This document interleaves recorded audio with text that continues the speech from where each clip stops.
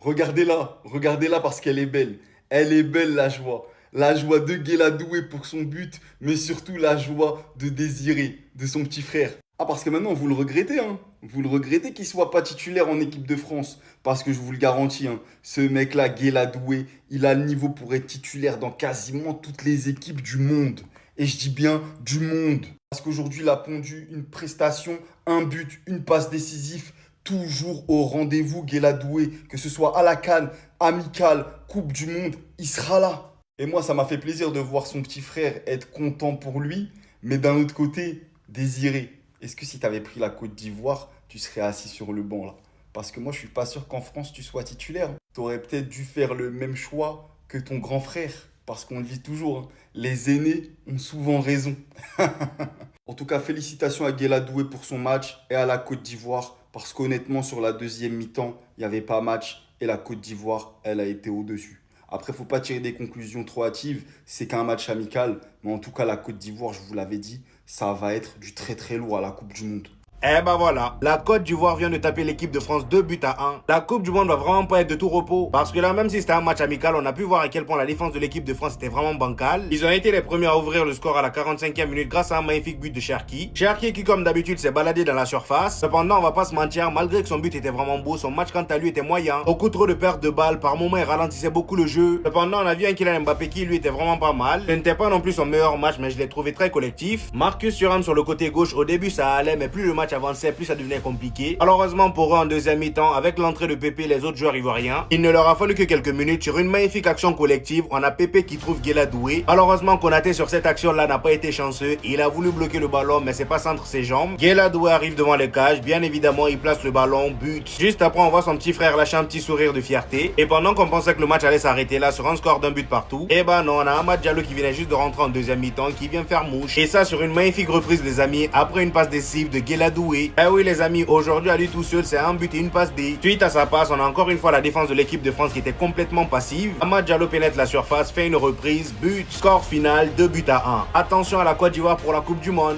Non, là, je suis obligé de faire un talakou pour mes Ivoiriens, les gars, je suis désolé. Vraiment. Vous savez très bien à quoi vous attendre quand on parle de la Côte d'Ivoire. France, là même, c'est qui ils vont nous sortir des trucs comme ça. Donnez-nous Brésil, donnez-nous Espagne, donnez-nous Allemagne, donnez-nous Yamal, donnez... Didier Deschamps. Toi, tu as foutaise. C'est pas foutaise, c'est fougnéné même. Didier Deschamps, toi, tu as giga. C'est quel placement là tu nous as fait? En fait, mettre Thuram à gauche et Mbappé en pointe, c'est criminel. Et au pire, même les deux, je sais même pas pourquoi ils ont pas désobéi. Oui, aujourd'hui, c'était le jubilé de Didier Deschamps, etc. Ok, on va pas le vanner, c'est qu'un match amical, on rigole. Là, c'est de l'humour. Mais, elle a abusé. Les Ivoiriens les plus marrants, les plus drôles et les plus forts ce soir. Oui, parce qu'ils ont fait preuve de pragmatisme, ils ont fait preuve de réalisme. C'est ce qui a tout simplement fait toute la différence à mon sens. Ils ont fait preuve de réalisme, mais quoi qu'il arrive, c'était un match amical. Et on sait que la Côte d'Ivoire et la France, voilà, comme ça. On sait que les Ivoiriens et les Français, ils ont de très bonnes relations. Donc on est ensemble sans stress, ça bouge pas.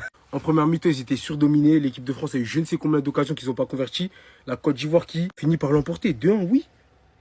Ils ont été réalistes. Amad Diallo évidemment, les gars. Ils n'ont pas démérité. Alors oui, le score reflète pas la physionomie du match forcément, mais ce qu'on retiendra à la fin, c'est la victoire. On parle d'un match amical, certes, mais pour moi, c'est significatif. Et attention, les Bleus, ne vous méprenez pas. À la Coupe du Monde, oui, certes, vous êtes favoris. Oui, certes, vous avez les meilleurs effectifs. Mais on sait toujours que le papier, ça veut rien dire dans ce genre de compétition. Doué qui lâche un petit sourire parce qu'il est fier de voir son grand frère marqué avec le pays. Et franchement, il a de quoi être fier parce que ce qui s'est passé ce soir, c'est très fort. Voilà. La Côte d'Ivoire, c'est réel. Respect les Ivoiriens, restez sobre, abonnez-vous les gars. La Côte d'Ivoire a giflé la France. J'attends beaucoup de gens qui nous disent que c'est l'équipe C de la France qui jouait. Même si ça n'a qu'à être l'équipe Z. Le plus important, c'est la victoire. Les préparations avant la Coupe du Monde, c'est la victoire qui compte. C'est pas une question de... Vous pensez que là, la France a perdu. Dans la tête de certaines personnes, ils vont commencer à se poser des questions. Ils vont les critiquer ce soir. C'est comme ça. Ceux qui ont joué le foot, ils savent très bien. La victoire, c'est toujours important. Que ce soit l'équipe Z ou que ce soit l'équipe I.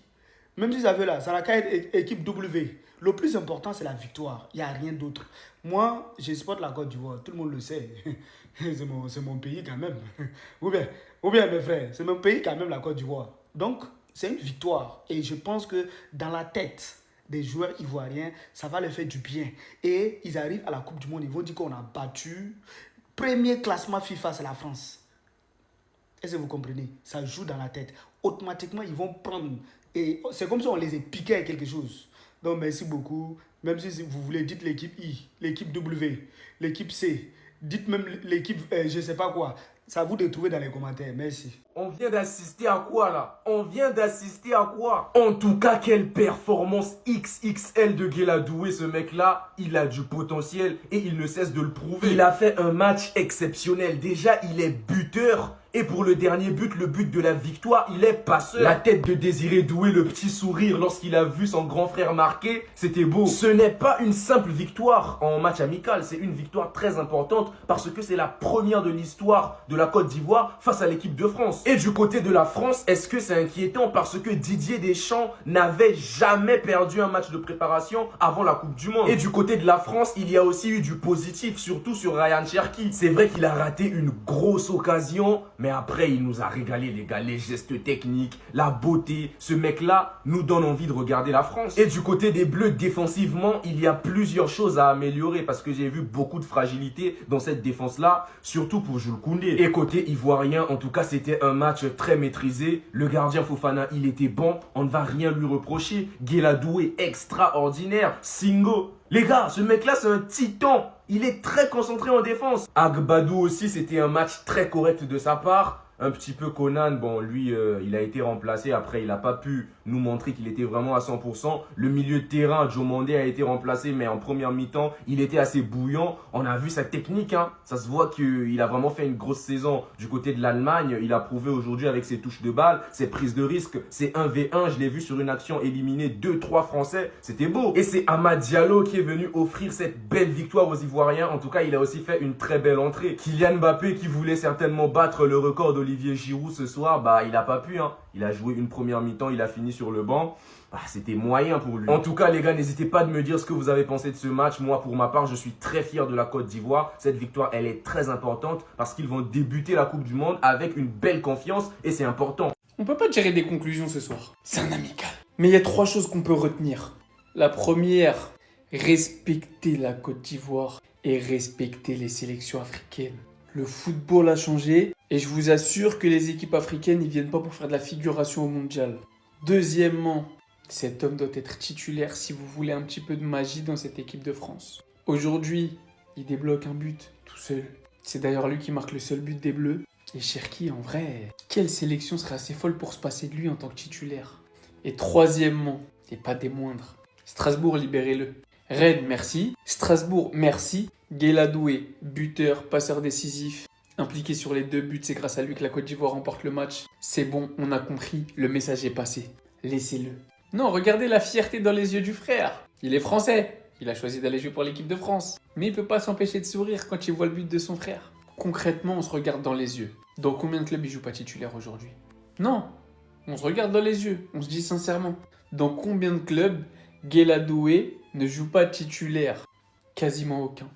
À part quelques exceptions. D'ailleurs, si Deco il voulait se pencher sur le cas. Moi je dis pas non. On rebascule Koundé dans l'axe, on passe Guéladoué à droite, Cancelo à gauche. Bref, je pose ça là. En tout cas, félicitations à la Côte d'Ivoire qui a montré un magnifique visage en deuxième mi-temps. C'était plus compliqué en première. Les remplaçants ont fait le boulot côté ivoirien. Malheureusement, côté français, les remplaçants va falloir montrer mieux que ça. Les éléphantaux, ils sont pas là pour rigoler. Oh, il fait un pétard. Hein. Non. Respect. Moi, je vous respecte, les éléphantaux. Franchement, première mi-temps, c'était assez moyen. La paire des vieux pères au milieu de terrain, là, c'est Fofana et Kessié. Franchement, c'est à oublier. Guéladoué, les amis, très très gros match. Lui, c'est vraiment un bon joueur. Pareil, Yaya Fofana, les amis, c'était Neuer sur la ligne. Incroyable. Agbadou, j'ai beaucoup aimé lui. Très solide, il anticipe bien et tout. Yann Diomandé, voilà, malheureusement, il n'était pas dedans aujourd'hui. Mais c'est pas grave, tranquille. Adjingra, j'ai beaucoup aimé et Nicolas Pepe, il doit être titulaire. Voilà. Faye, Nicolas Pepe, t'es obligé de le mettre. Dès qu'il est rentré, dès qu'Inao, Sangaré sont rentrés, ça y est, tu vois. En fait, ça a tout changé. Et voilà, ces matchs-là, ça va permettre de tester. Comme ça, t'arrives à la Coupe du Monde, tu sais ce que tu dois faire. Côté français, voilà, on a l'habitude. Didier Deschamps, lui, c'est ça, les matchs amicaux. T'as l'impression, il s'en fout. Bref, voilà, l'équipe de France, c'est toujours une purge. Moi, le 11 de départ, j'ai pas compris. Voilà, pourquoi Thuram, qu'est-ce qu'il faisait sur le terrain? Akliouche sur le banc, c'est pas normal. Kanté sur le banc, c'est pas normal. Dembélé sur le banc, je comprends pas non plus. Bref. En tout cas, j'espère qu'à la Coupe du Monde, tu vas pas aligner sur 11 Deschamps parce que sinon, voilà, on va attraper ta veste. Les Ivoiriens, ils vont nous faire mal à la tête. Oh là là là là. Victoire de la Côte d'Ivoire face à l'équipe de France, 2-1. Mais en vrai, même le Mali, on aurait gagné. Hein. Moi, je vous le dis, hein, cette équipe de France, on les aurait battus. Même le Mali. Arrêtez de croire que vous avez fait un truc de fou. Non, plus sérieusement, félicitations aux Ivoiriens. Même si pour l'équipe de France, cette défaite ne veut absolument rien dire. Mais j'aimerais plus parler de la Côte d'Ivoire sur ce match. Guéla Doué, d'ailleurs, il est en tête d'affiche. Mais c'est un putain de joueur. C'est un putain de joueur. Il aurait pu choisir la France, il aurait joué titulaire en tant que latéral. Devant Koundé, devant Gusto. Franchement, Guéla Doué, j'ai kiffé. En plus, il est buteur et passeur. Nicolas Pepe, il est dans la forme de sa vie, on dirait. Moi qui suis la Liga avec Villarreal sur cette fin de saison, il s'est totalement géré, décisif à chaque match. Et même aujourd'hui, face à l'équipe de France, il l'a montré. Très belle passe sur le but de Guéla Doué. Et il est à la 3e passe sur le but de Amad Diallo. Pour les Ivoiriens, il y a quelque chose à faire en Coupe du Monde. En plus, ils affrontent l'Allemagne. Ils peuvent clairement les battre. Ils peuvent même finir premier. Ils peuvent clairement finir premier du classement, les Ivoiriens. Guéla Doué, Amad Diallo, Yann Diomandé, Nicolas Pepe. Ça nous disait que Kessié était finito. Mais franchement, il s'est bien géré aujourd'hui face à cette équipe de France. À voir ce que ça va donner en Coupe du Monde. Pour ce qui est de l'équipe de France, bah franchement, je prends même pas ce match en compte. Hein. Vraiment pas. Ça y est, effacez vos brouillons, je vous avais dit quoi? Avant le match, qu'est-ce que je vous avais dit? Je vous ai dit, il va rien se passer, l'équipe de France va perdre contre nous. On m'a dit, ouais, Escanor, t'es un fou, tu racontes de la merde, etc. Vous pouvez aller voir mes commentaires. Moi, j'ai porté mes coronets et je l'ai dit, j'ai porté mes couilles. J'ai dit, la Côte d'Ivoire va gagner aujourd'hui.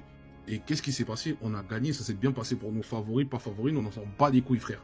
Mbappé, pas Mbappé, Dembélé, pas je sais pas qui, on s'en bat les couilles. Shaki, il a fait son truc là, il a fait ses flip-flops, ses trucs de PlayStation. On a montré c'est qui la Côte d'Ivoire. Les gars, on n'est pas 3 fois champion d'Afrique pour rien. C'est pas des petits poulets, des poulets fermiers là qui vont nous faire peur, les gars. Moi, je vous dis, wesh. Donc, alors oui, la France, c'était un adversaire coriace en première mi-temps, ça y a pas de souci. Mais en seconde mi-temps, on a montré c'est qui le patron. Et c'est nous. Voilà. Ils pensaient qu'ils jouaient à domicile, mais en fait, on jouait chez nous. Ça s'est bien passé pour nous. Vous avez vu nos supporters en tribune? Les gars, moi, je vous dis, humilité, sa mère. On bat l'équipe de France à domicile, la Côte d'Ivoire avec des buts de Amad Diallo sur une passe de Guéla Doué et le même Guéla Doué qui est buteur sur une passe de Nicolas Pepe, des vrais joueurs de ballon. C'est ça qu'on appelle une équipe, pas des petits poulets fermiers que vous nous avez envoyés. Merci. Guéla Doué est plus fort que Cafou. Guéla Doué est plus fort que Rhys James. Guéla Doué est plus fort que Trent Alexander-Arnold. Guéla Doué est plus fort que Jules Koundé. Guéla Doué est plus fort que Roberto Carlos. Guéla Doué est plus fort que Daniel Alves à son prime. Guéla Doué est plus fort que Marcelo. Guéla Doué est plus fort que tous les latéraux de l'histoire du football. Moi, je pense que en équipe de France, s'il y a bien un binational qui doit regretter, c'est Guéla Doué. Parce que normalement, il saute Jules Koundé tous les jours. Malo Gusto n'a même pas son niveau, il lui pisse dessus. Guéla Doué est tellement fort, même à la CAN, je l'avais déjà dit.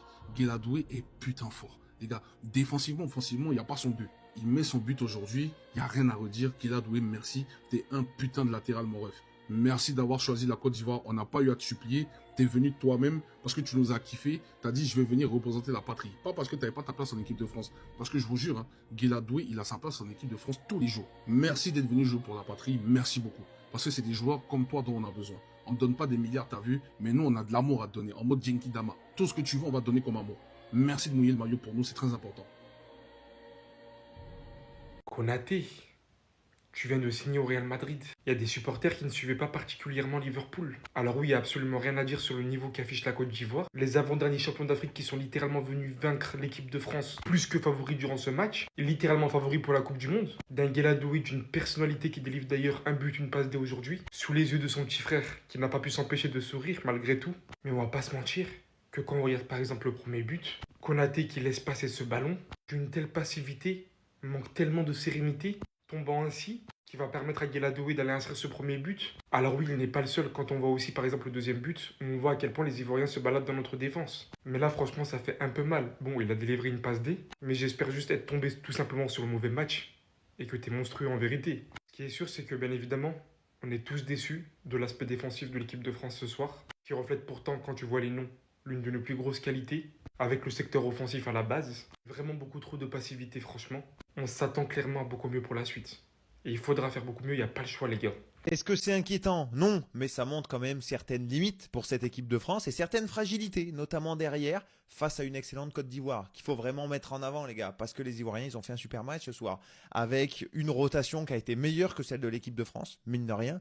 La deuxième mi-temps, les changements qu'ils ont pu faire, avec un Nicolas Pepe, notamment, avec un Amad Diallo, avec un Gueladoué qui a commencé le match, lui, c'était pas un changement, mais qui a été excellent, vraiment, par son profil. Et aujourd'hui, quand on imagine certains clubs qui recherchent ce genre de profil, c'est quand même un latéral et un excellent latéral droit, ce qui est très rare sur le marché aujourd'hui.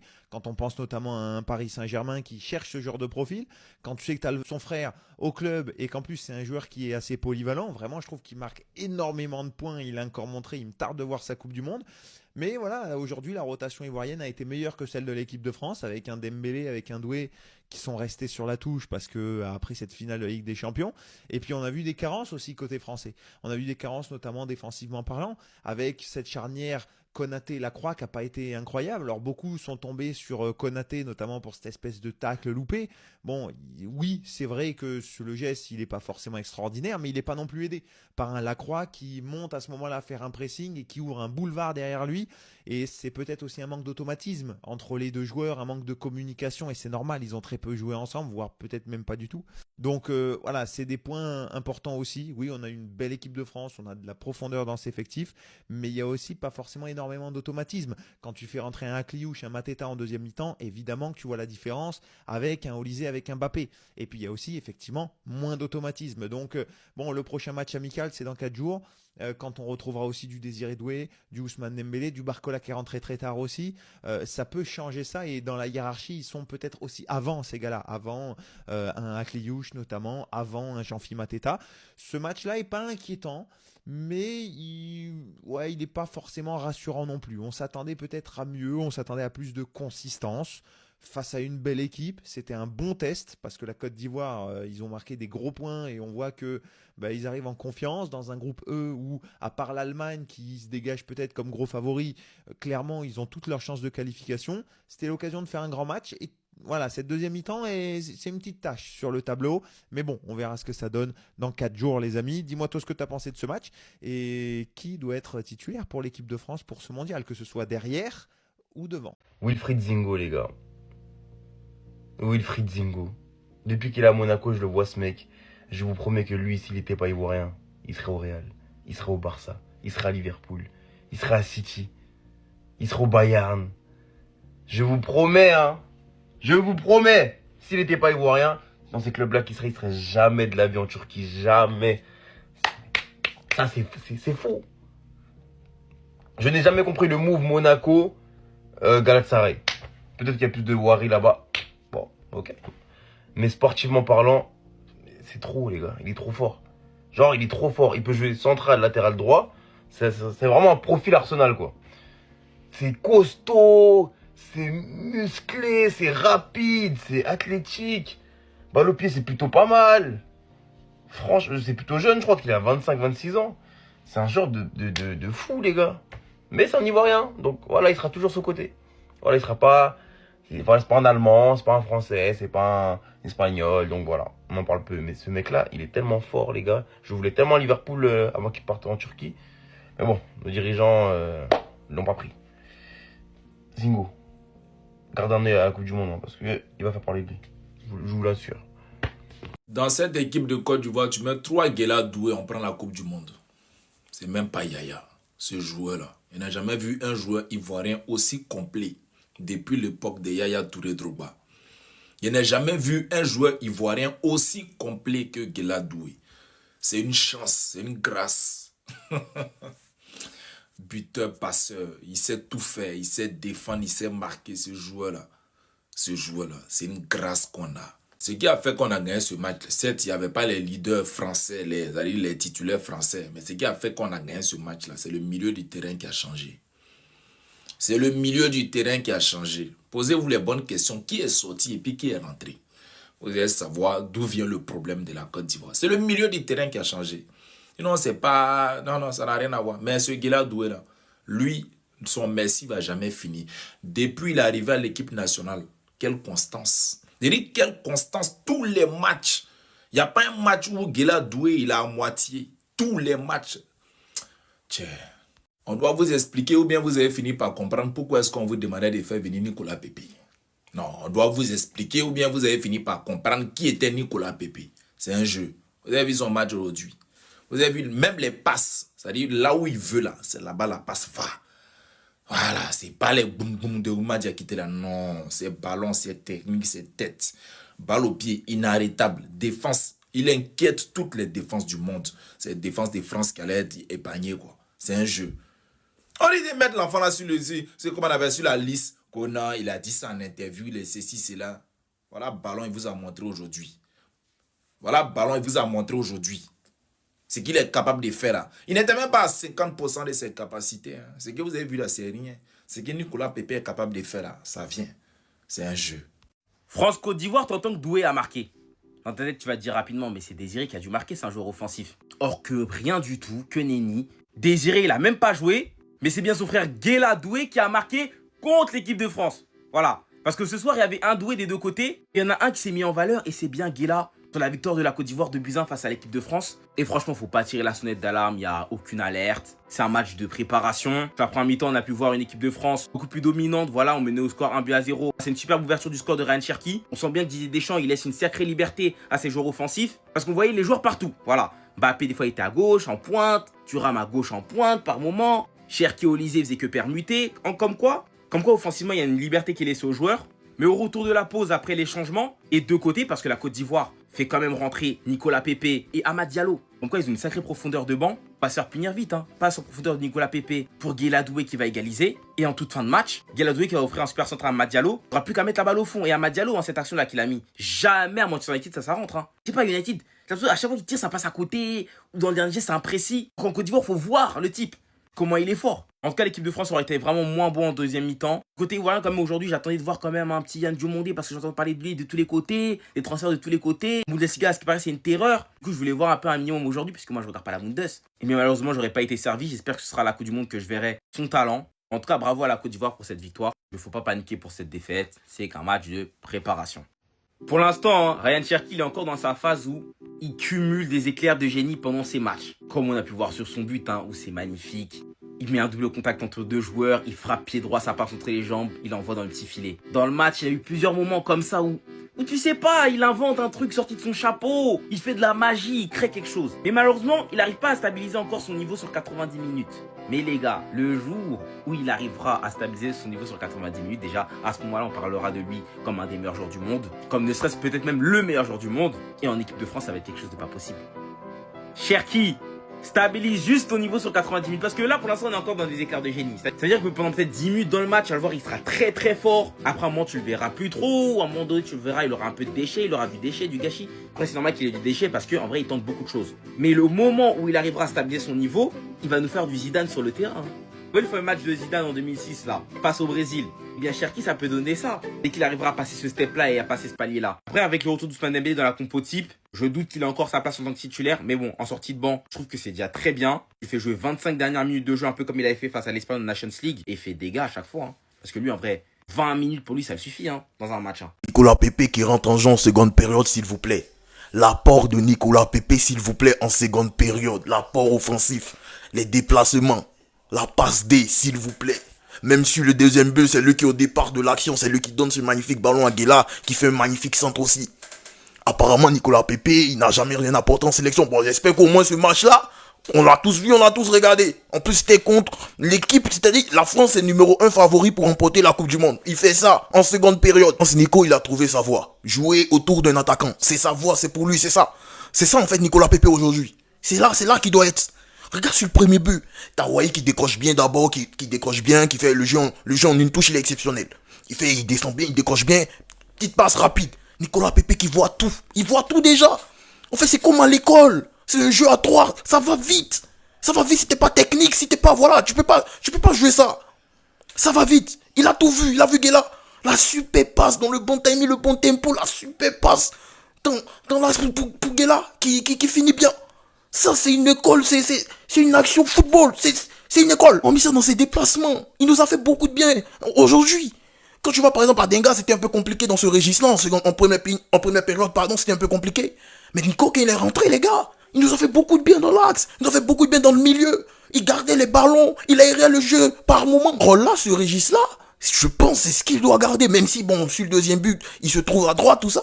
Mais c'est là, en fait, sa place aujourd'hui. C'est là qu'il doit être, autour d'un attaquant, autour d'un bon neuf. Il va tourner autour de l'attaquant, il va recevoir les ballons, il va à gauche, à droite, sévir à gauche, à droite, il va aérer le jeu, voilà, il va calmer un peu le jeu. C'est ça qu'il doit faire aujourd'hui, c'est ça. Il servit son neuf devant lui. Très grosse rentrée en jeu, je suis trop content pour lui, je suis trop content. Trop. À l'instant là, sur du match France-Côte d'Ivoire, Victor Douin de la Côte d'Ivoire. Côte d'Ivoire, très très belle nation. La belle famille, tout ça, c'est vraiment beau match. Cherki quand il était là, du gras. Cherki quand il a joué les gars, Cherki c'est impressionnant. Comment il est à l'aise techniquement, pied droit, pied gauche. La Côte d'Ivoire se défendait bien ensemble. Bloc équipe, tout ça, ça défendait très bien. Transition en première mi-temps, c'était rapide mais ça faisait pas mal encore. Deuxième mi-temps, quand la Côte d'Ivoire, ils ont fait rentrer Diallo, l'entrée d'Inao, moi j'ai bien aimé l'entrée d'Inao. Tony, il est fort, il se la donne, ça se voit que lui quand il joue vraiment à 100%. L'entrée en deuxième mi-temps d'N'Golo Kanté, j'ai kiffé aussi. Deuxième mi-temps, la France était un peu plus timide.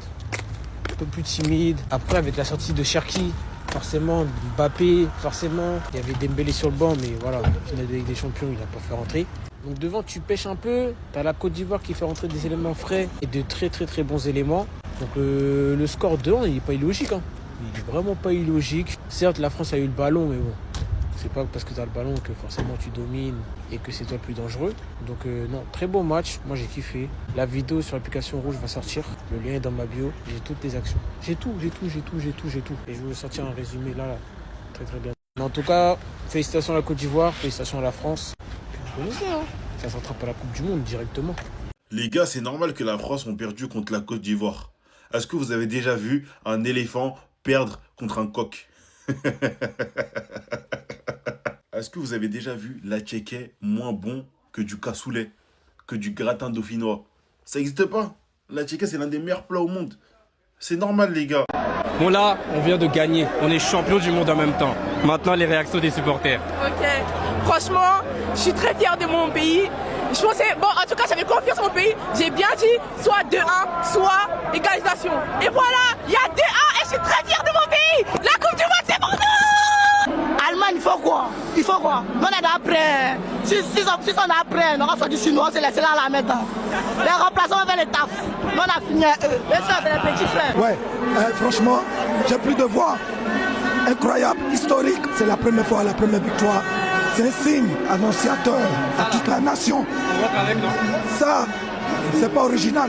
Tout ce que je demande à Faye, ramène-nous l'original au pays. Ramène-nous l'original. Ramène-nous l'original au pays. Ouais.